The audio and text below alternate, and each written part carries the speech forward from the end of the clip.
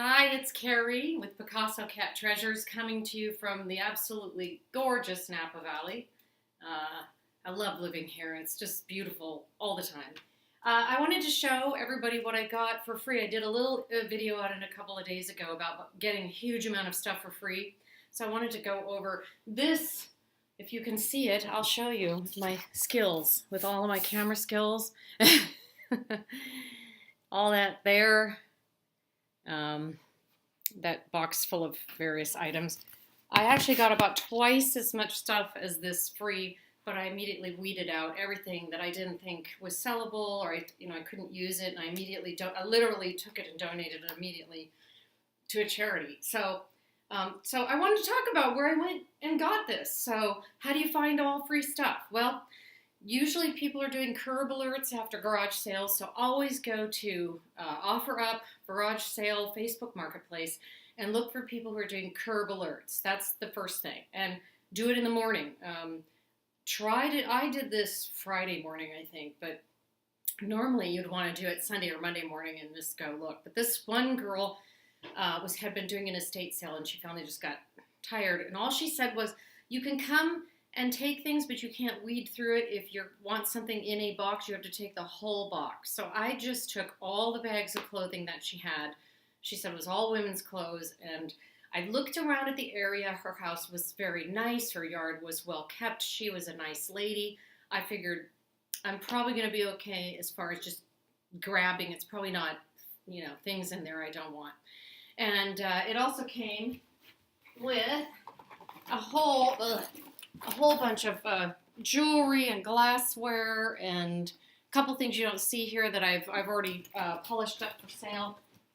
And so what do I do when I get so much stuff? I pile it in my car, and you think, now you've made her junk your junk. Well, I don't look at it that way. This was all sellable items. I wish I had gotten there first. Her friend had gotten there first and had taken virtually everything. And she was real nice, and her son was nice. These are nice. You meet great people going out there. So the first thing you do is I immediately brought it home, and I opened all the bags, and I sorted through everything immediately right then. And stuff that was obviously really not a resellable thing, like a jersey from a junior high PE class or something like that. I immediately, put that away, and I sorted it out and just put it back into bags and boxes pretty quick. I'm pretty quick at it because, I've been doing it for years. So I sorted through immediately. Then I put everything back that I was going to keep back in bags.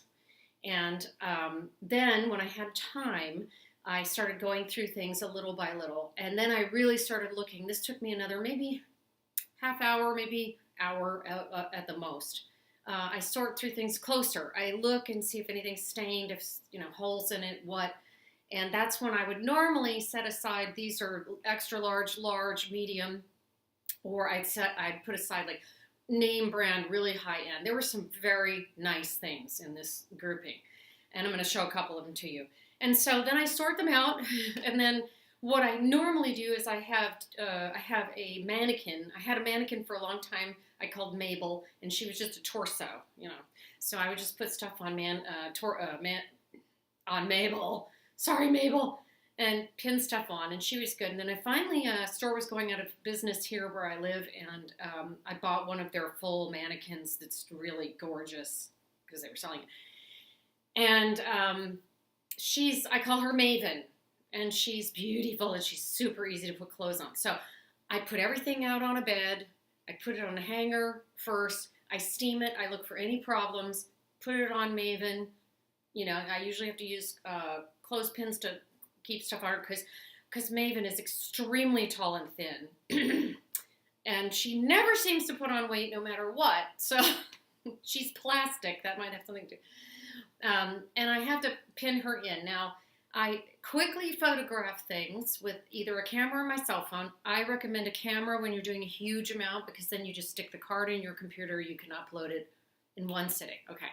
So I take pictures. I pull Maven out to the center of a room. I make sure I can photograph her from all angles so that I can walk around her. I don't have to turn her.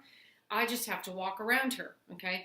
So then I pull the pieces off and I open up a listing and I measure every piece one by one, measured flat, straight across. And I say, measured flat, straight across. It's this, the waist is 15. Well, it's not 15. It's 30, but it's being measured. Okay. So you get them up there as quick as you can. I don't put them up yet. So, but that's just one way I go through. So the next thing I do is once I've gone through all that, I then start looking at history.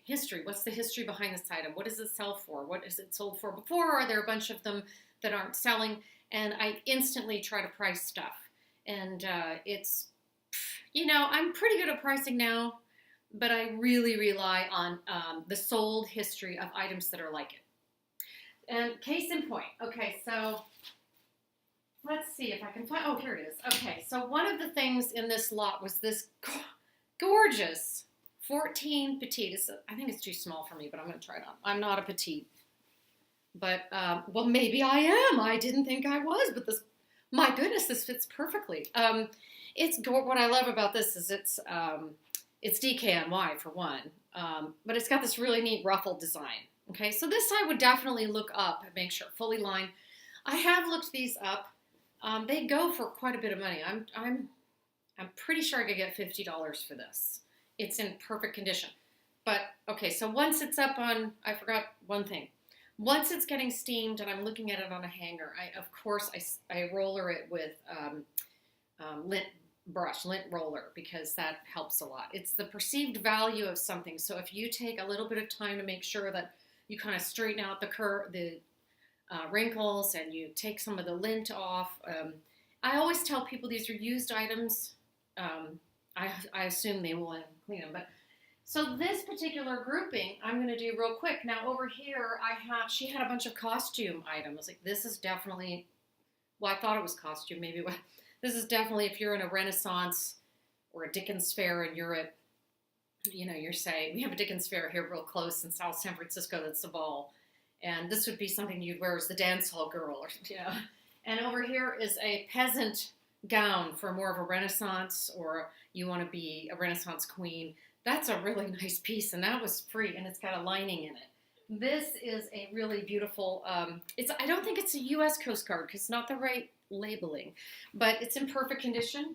And disco shirts, I've got tons of dresses, and this is after I weeded everything out. So my next tip for getting items free, what to do with a huge amount of stuff, because you can begin to feel buried. I think of it like that judge at the end of Miracle on 34th Street, where he asked them to put the letters on his desk, and they're so high he's pushing them aside to make his ruling.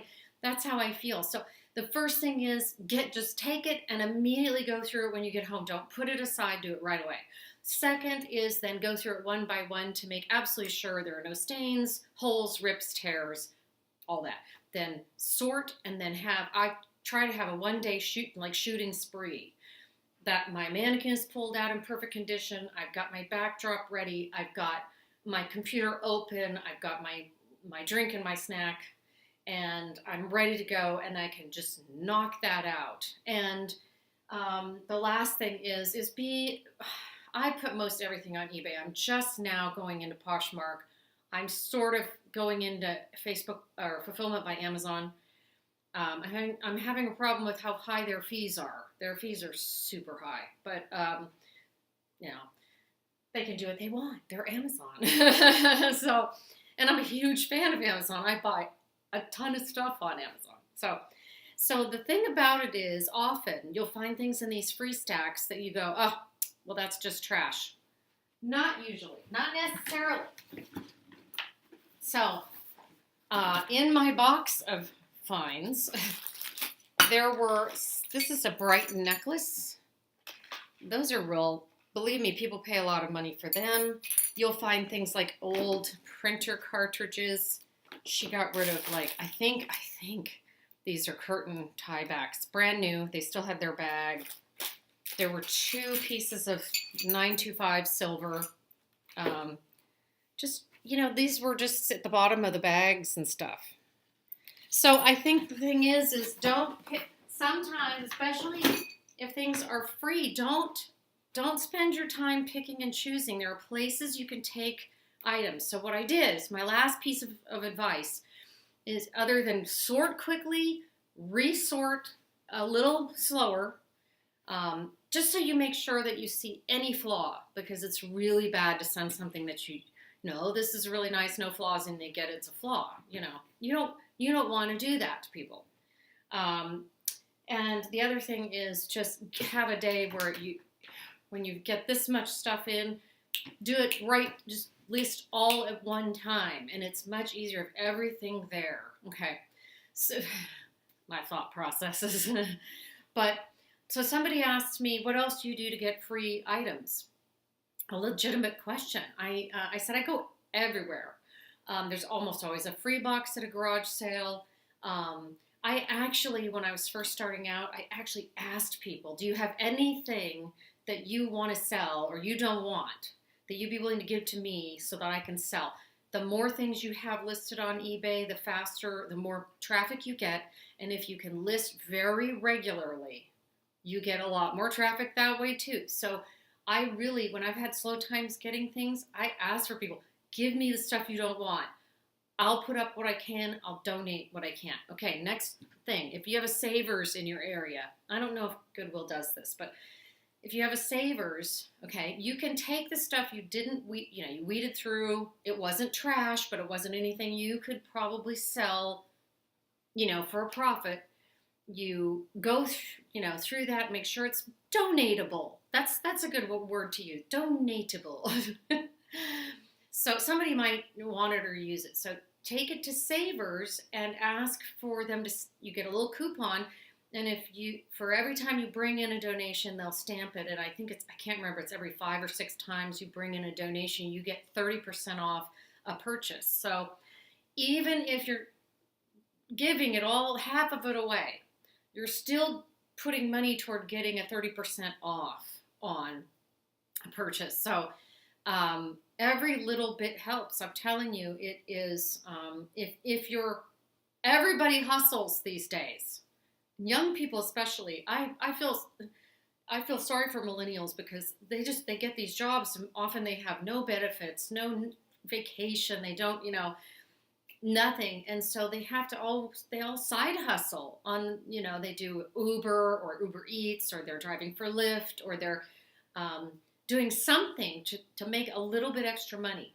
And I started out eBay just to make a little bit extra money. I just want a couple $100 a month. And then when I realized how, if you put more time and effort in it, how that can get higher and higher, I started doing it more and more. And then for me, it sort of took off. It's like I say, I'm not going to get rich on it, because I'm not buying in bulk from China and resell. I'm not doing that. I'm finding treasures. So always scan your social feeds and for anything that might be given away free, and look carefully at it. If you're driving in the area, always. I was going down to the area.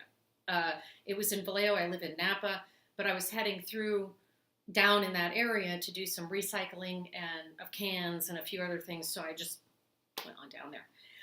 So these, as you can see, I'm hoping to do a bottom figure. I'll tell everybody what the bottom line, what did I ever make on all of this. I always remember everything and where I got it. I always remember, but you can keep a list. I'll try to keep a list. It will take a long time for all of this to sell, but because it's, I'm not selling it in one big grouping. I could do that. It's another thing I could do if I wanted to be really quick. There are a lot of pieces in here that were large, extra large, almost no medium, but there are like 10 extra large dresses. There are like 10 large shirts, all women's sizes, all in beautiful condition. I could sell them as lots. Tend to make a lot more selling piece by piece. But if you're really kind of tired, or you got it for free and you're hoping to get $50, for a lot, there you go. Done. Stick it in a shipping box from the postal service that's flat rate, and you're done. You don't even have to buy the box.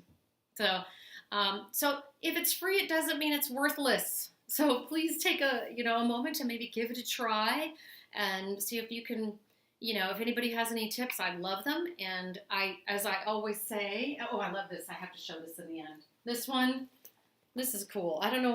It's a It's obviously a vest for like a pirate. It could be a pirate woman, or maybe it's for something else.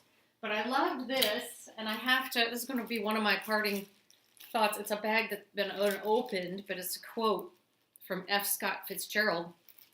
And it says, "You are the finest, loveliest, tenderest, and most beautiful person I have ever known, and even that is an understatement." F. Scott Fitzgerald. He could really turn a phrase, couldn't he? So, just a bit. And it's brand new, and what I love it's a makeup bag. Okay, so when you're putting your makeup on, or you give it to, fill it with makeup and give it to a friend and say, "This is what I think of you." Anything nice I say is an understatement. So resellers, get out there, and if anybody has any tips for me, please let me know. So bye from Picasso Cat, and remember to keep your eyes open for treasure.